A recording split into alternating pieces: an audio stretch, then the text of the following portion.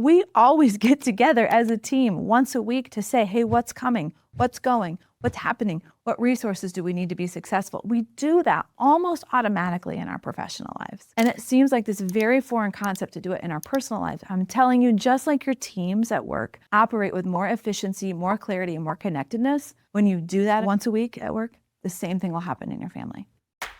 I'm Tiffany Sauder, entrepreneur, wife, mom to 4 girls, and a woman figuring it out just like you. Come on, let's go build your life of and. Welcome back to another episode of Life of And. Today, we're just going to unpack one tool from the Life of And toolbox. If you are constantly getting to the end of the week and being like, it was so hard, I'm so tired, I want you to start doing this one very simple thing. There's 2 meetings I want you to put on your calendar. One is the planning meeting, and one is a family meeting, okay? A planning meeting and a family meeting. And I'm going to unpack what they are and how they are totally sanity savers for me when we're running into really, really busy seasons, which we're in one right now. We're living in our in-laws' house. Like, I'm driving kids to school, picking them up. It's just like kind of bananas. And this tool is a total sanity saver for me. So, planning meeting. This is me once a week with my calendar. I literally have this scheduled on my calendar for Friday morning. That's when I do mine. And I have a list on that calendar. I'm like gonna pull up my phone right now that shows what it is that I do when I go through my planning meeting. It's like a checklist. When we were like getting ready to do this studio setup today, they have a checklist of like lights, camera, setting, blah, blah, blah. Same thing as you're planning your week. You wanna make sure that you've gone through every kid's practice schedule. You wanna make sure that you've gone through your schedule, your travel, what's coming up. So I do a scan through the next 2 weeks and look at what travel is happening, who needs to be where, what like outfit do I need to buy for an event coming up, or my daughter is the Wicked Witch in a play, and so we have to get black boots, like all of those kinds of things. I make a list of what needs to happen, and I put on my calendar when it's going to happen. So I'll literally put like a task reminder on Tuesday after dinner that says, order black boots for Ivy's like play, that kind of thing. So my list is this. I go through my goals of what I'm working on, so that keeps me focused on my priorities. And then I start looking at all the things that are taking my time. So I go through my daughter's school schedules, their sports schedules. I go through my husband's travel schedule. I go through my work and what's coming up. And I also plan what it is that we're going to eat for the coming week. So for me, I usually cook 3 meals a week. Thursday's leftovers. Friday, we eat dinner out. So I pick 3 dinners that we're going to make, and I get the Instacart order done. So these are the things I'm doing in my planning meeting. I'm looking at what's coming, what needs to happen, what time is like needs to be set up so that we can do our week in a way that feels like in a very proactive posture. Like we want to be on offense going into the coming week. So that's Friday morning. I'm like planning, getting Instacart, even like kind of taking a scan through the pantry to see, do we have snacks? We kind of have like our standard fare. That's my planning meeting. It takes me about 45 minutes to get through that, which may sound like a lot of time on the surface, but 7 minutes a day times 7 days a week is 49 minutes. So if you are in a reactive, chaotic posture for 7 minutes a day, which you probably are, you can take all of that little bundle of time and put it on a 45-minute planning meeting on your calendar, and you will save yourself a lot of irritation and frustration. And then I'm not bugged with my kids. We should not show up at our house after work and be surprised that everybody needs to eat. Like, we know that's coming. Dinner is something we actually can be proactive about. So I know meal planning and some of that can be really hard for people, and maybe I'll take a couple minutes to dive into how I do that. But what I want you to think about is having a planning meeting. Look ahead. You are the chief operating officer of your home. If you don't know what's coming, nobody does. And if nobody knows what's coming, you're all going to be in a reactive posture for the coming days. And everybody sucks when they're reactive. And nobody's nice to each other and just like feels gross to be in a family. So that's the first one, planning meeting. The second is the family meeting. So we do ours on Sunday evening, and we have like a starting point agenda that we can share with you. We'll link that document in show notes. But really what it is, it's where I go through the week with the family. Again, I'm the chief operating officer, and I say, here's what I have for everybody. And then I ask them 2 questions. What am I missing? And what do you need from me? in a way that is kind.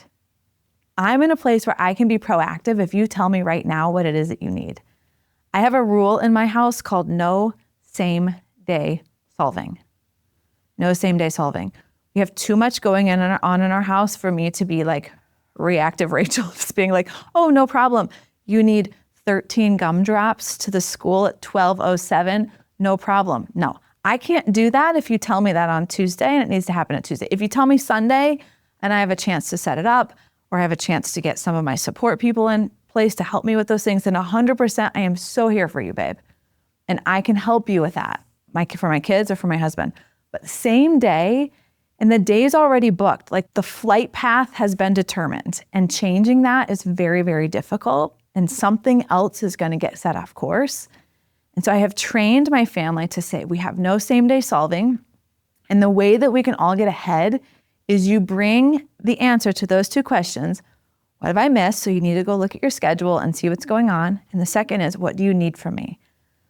So it could be that you need me to bring dinner to the high school because you're not going to be able to come home. It could be that you need pink socks because it's breast cancer awareness night at the high school football game. It could be, who knows what wild list of things they're going to ask me for. And I'm like, can totally plan when you bring it to me proactively.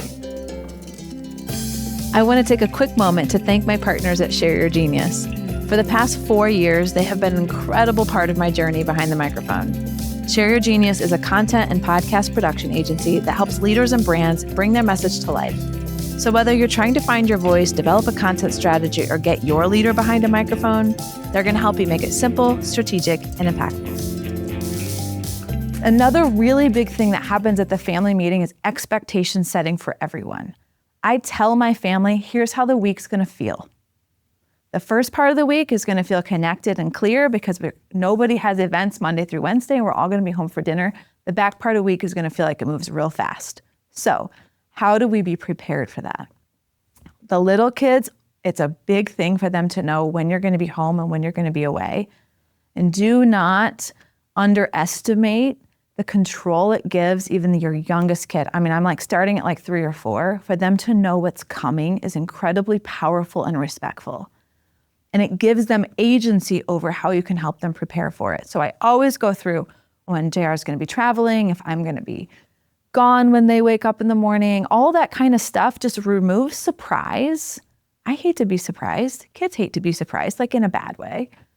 And so it removes all the element of surprise and it gives them agency and control over it. So again, we can all feel like we're proactively operating through the week. We're not like, oh my word, Mom, I didn't know you were going to be here. And it made me feel weird when I got on the bus and somebody else got me right. Like all of that, they've pre-experienced all those emotions before we get to the day. And so they can start that morning, even if it starts differently. They knew it was coming and they can start in a way that feels proactive. So that's the family meeting. If you have time, we also try to do something fun. Doesn't always happen. We play a card. We're like super into games as a family, not like Settlers of Catan games like War, that kind of game. A quick game that takes 10, 15, 20 minutes where we can all play together, kind of laugh and have some fun, or have a silly question that you pass around that sort of gets the family just to develop some cultural experiences together.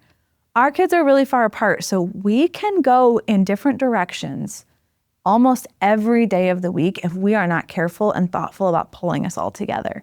So again, as Chief Operating Officer, sort of the administrator of our time as a family, that's something that we try to do is like pull everybody together, do our family meeting, and then do something fun at the end of it.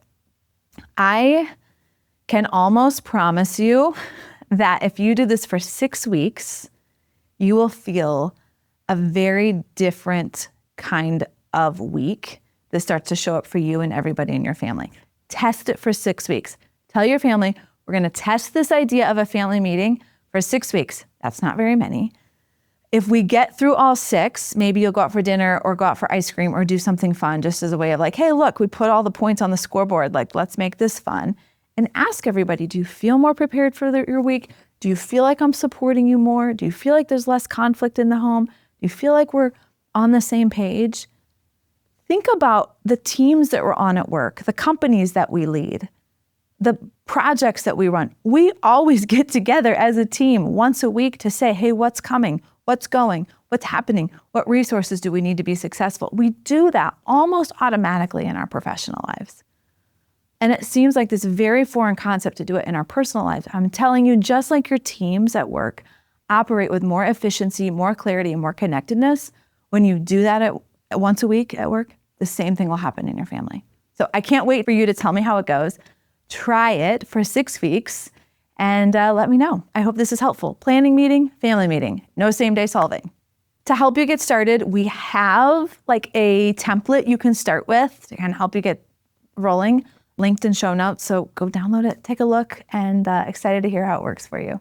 Thanks for joining this episode of Life of and can't wait to see you back next week. Thanks for listening to The Life of This is your weekly reminder to keep making bold choices, saying clear yeses, and holding space for what matters most. As always, if you like this episode, I'd love for you to drop a review and share it with your friend. It's the fastest way that we can grow the show. Thanks for joining us. I'll see you next time.